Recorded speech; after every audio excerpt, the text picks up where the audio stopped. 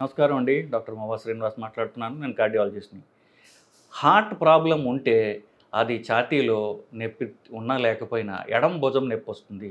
ఎడమ చెయ్యికి అది ఎడమ చెయ్యి లాగుతుంది. లేకపోతే ఎడమ చెయ్యి నొప్పిలాగా ఉంటుంది. ఇలాంటిది బాగా ప్రజల్లో బాగా ఏంటంటారంటే ప్రాచుర్యంలోకి వచ్చేసినటువంటి సింప్టమ్. వాళ్ళకసలు నిజానికి ఛాతీలో నొప్పొస్తుందని కూడా వాళ్ళకి మర్చిపోయారు. ఎడమ భుజం నొప్పి, ఎడమ చెయ్యి నొప్పొస్తే అది ఖచ్చితంగా గుండె సంబంధించినటువంటి నొప్పే అని వయసుతో సంబంధం లేకుండా అందరూ కూడా గుండె డాక్టర్ల దగ్గర రావడం జరుగుతూ ఉంటుంది. నా దగ్గరికి వస్తారు. ప్రతి డాక్టర్ దగ్గరికి పోయేటప్పుడు ఇవే కామనెస్ట్ ప్రాబ్లమ్‌గా ఇదే చెప్తుంటారు. సో, గుండెకి సంబంధించిన నొప్పి మొదట వచ్చేది ఛాతీ మధ్య భాగంలో. ఎడమ పక్కన కాదు. ఛాతీ ఎడమ సైడ్ కాదు. ఛాతీ మధ్య భాగంలో వస్తుంది. పొట్ట పైనుండి ఛాతీ మధ్య దాకా, గొంతు దాకా, దవడ దాకా, పంటి దాకా ఛాతీ మధ్య భాగంలో వచ్చి అది ఎడమ భుజానికి కానివ్వండి, ఎడమ చెయ్యి లోపల భాగంలో కానీ పాకే అవకాశం ఉంది.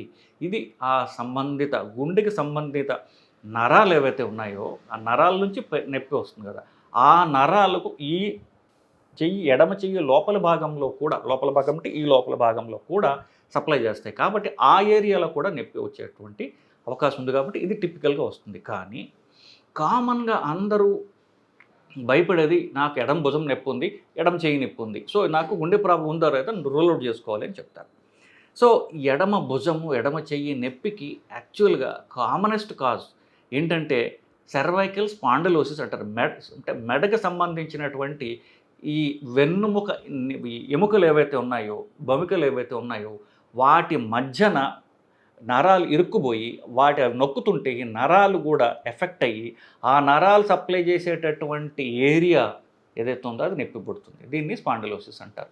అంటే మెడకు సంబంధించినటువంటి ఎముకలు ఏవైతే ఉన్నాయో అవి వయసుతో కొంత ఏమవుతుందంటే అవి కొంచెం ఆ వయసుతో సంబంధించినటువంటి చేంజెస్ రావటం వల్ల అవి ఈ 2 ఎముకల మధ్యన నరం పోతూ ఉంటుందన్నమాట. సో, ఈ ఎడమ పక్కన ఉన్నటువంటి ఎముకల పక్క నుంచి వచ్చేటువంటి నరం ఎక్కడ సప్లై చేస్తుంది? ఎడమ చేయికి సప్లై చేస్తుంది. ఇట్లాగే మెడ మీద నుంచి వచ్చేటువంటి నరం కుడివైపున దేనికి సప్లై చేస్తుంది? కుడి చేయికి సప్లై చేస్తుంది. సో, ఒకవేళ ఈ ఎముకల మధ్యలో వచ్చే నరం ఎడమ పక్కన ఎఫెక్ట్ అయిందనుకోండి, ఎడమ భుజం నొప్పి వస్తుంది, ఎడమ చెయ్యి నొప్పి వస్తుంది. కానీ గుండెకి సంబంధించిన నొప్పి చెయ్యి లోపల భాగంలో వస్తుంది.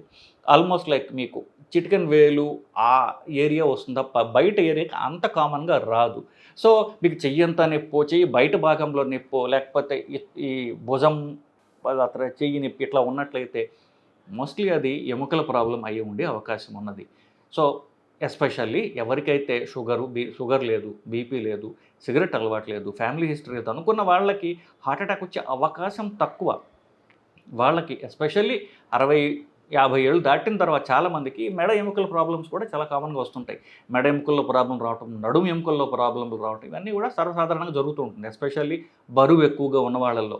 ఈ ఎముకలు ఆ బరువు వల్ల ఎముకలు ఒకదాని మీద ఒకటి నొక్కుకుపోయి ఆ ఎముకల మధ్యలో ఉన్నటువంటి నరాల మీద రాపిడి పడి ఆ నరం సప్లై చేసేటటువంటి ఏరియా ఏదైతే ఉందో అది ఎఫెక్ట్ అవ్వడం జరుగుతూ ఉంటుంది. సో, ఎడమ భుజం నొప్పి అన్నిసార్లు గుండెకి సంబంధించిన నొప్పి వల్ల కాకపోవచ్చు. అది ఈ స్పాండిలోసిస్ అంటే మెడ నరాలకు సంబంధించినటువంటి నరాలు ఎఫెక్ట్ అయ్యే అవకాశం కూడా ఉన్నది.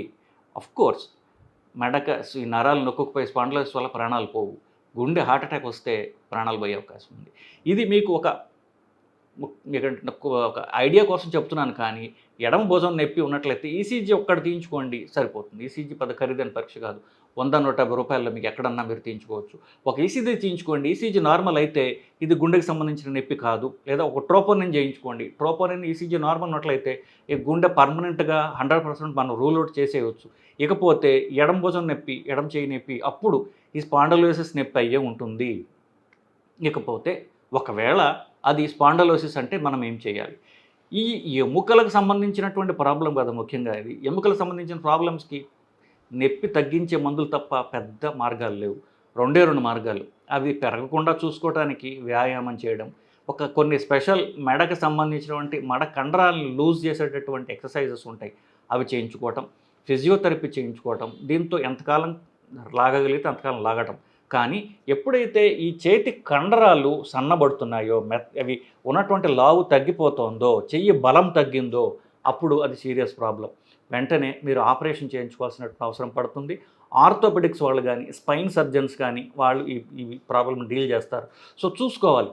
సో నాకు చెయ్యి బలం తగ్గుతోందా, చెయ్యి యొక్క స్పర్శ తగ్గుతోందా, నాకు అనిపించడం కాదు, చెయ్యి స్పర్శ తగ్గుతోందా, చెయ్యి బలం తగ్గిందా, చెయ్యి కండరాలు సైజ్ తగ్గాయా అంటున్నట్లయితే ఈ స్పాండలోసిస్ ఇంకా మీరు ఎక్సర్సైజ్ అని ట్యాబ్లెట్లని ఉపేక్షిస్తే అది సీరియస్ ప్రాబ్లం కింద వస్తుంది. మీరు వెళ్ళి ఆపరేషన్ చేయించుకుని ఆ బ్లాక్ రిలీవ్ చేసినట్లయితే ఈ నరం పర్మనెంట్గా డ్యామేజ్ కాకుండా మనం కాపాడుకోగలం. సో ఇదండి హార్ట్ అటాక్కి క్లోజ్గా ఉండేటటువంటి ఒక మిమికింగ్, ఏదైతే హార్ట్ అటాక్ లాగా అనిపించేది ఏంటంటే మెడకి సంబంధించినటువంటి స్పాండిలోసిస్, మెడ ఎముకల మధ్యన ఇరుక్కుపోయి నలిగిపోయేటటువంటి నరాల నుంచి వచ్చేటటువంటి ఇష్యూ.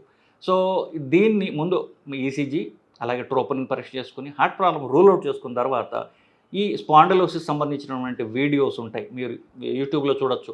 స్పాండిలోసిస్ మెడ అంటే నెక్ స్పాండిలోసిస్ సింపుల్ ఎక్సర్సైజెస్ అని యూట్యూబ్లో మీరు టైప్ చేసినట్లయితే మీకు దానికి సంబంధించినటువంటి సింపుల్ ఎక్సర్సైజెస్ వస్తాయి. అది మీరు పొద్దున్న సాయంత్రం 2 సార్లు రెగ్యులర్గా చేసుకున్నట్లయితే మెడ ఎముకలు కాస్త వదులుగా అయ్యి లూజ్ అయ్యి ఆ నరం మీద కంప్రెషన్ తగ్గి మీ ప్రాబ్లం మీరు మీ సొంతగా మీరు సాల్వ్ చేసుకునేటువంటి అవసరం ఉంటుంది. కానీ నేను చెప్పినట్టుగా సెన్సేషన్ తగ్గిన, చేతి మీద బలం తగ్గిన, లేకపోతే చేయి కండలు సన్నబడుతున్న ఆపరేషన్ అవసరం పడవచ్చు.